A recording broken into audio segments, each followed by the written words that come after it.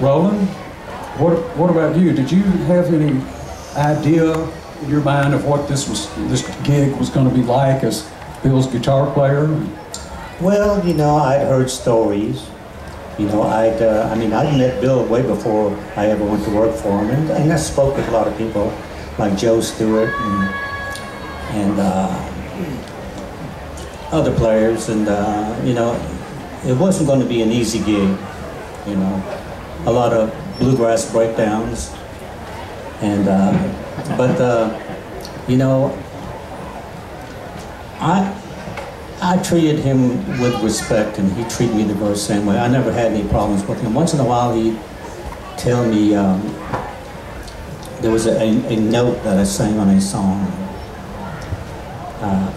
It was like live and let live, live and let live. I'd hit it's an A, no, it was in B, playing on a G chord, live and let, a 7th chord there to go to the 4th chord. He says, I don't like that note in there, you know. And so I never did do that again. But, you know, I just, there's a few things that awfully long stories, but no, we just got along really, really fine. And when we were talking about the long bow, when I came in the band, Byron Berline was in the band, and we just recorded Gold Rush and Sally Gooden and a couple other things. And Byron said Bill said about Byron, he's got the longest bow arm of any man I've ever heard. And he did. I mean, you have to look over there, you know, and just think he went out a bow, but he didn't.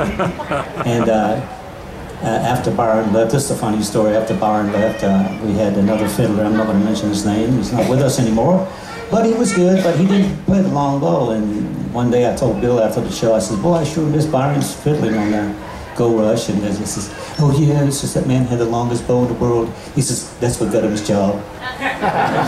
Just joking, you know, but yeah. Well, Roland, you were telling me the other day that when you first started working for Bill, you felt like the timing wasn't totally in sync.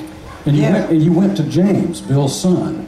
So tell us about that. Well, I talked to Bill one day. I was in the band about 4 or 5 months, and Benny Williams came in there. Something was happening with the timing, and I was having a hard time with the guitar rhythm. I felt like I wasn't in the right place a lot of times. And so I said something to Bill about it. I said, you know, I'm having a hard time with the rhythm, you know, with timing. He says, yeah, I can hear that. I says, well,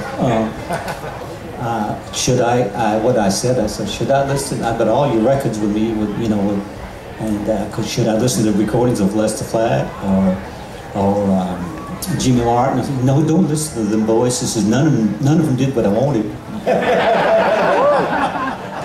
And so I thought, well, what does that mean? You know, what do I do now? He says, I'll tell you what you do. He says, you listen to my singing and my mandolin, and you play with that.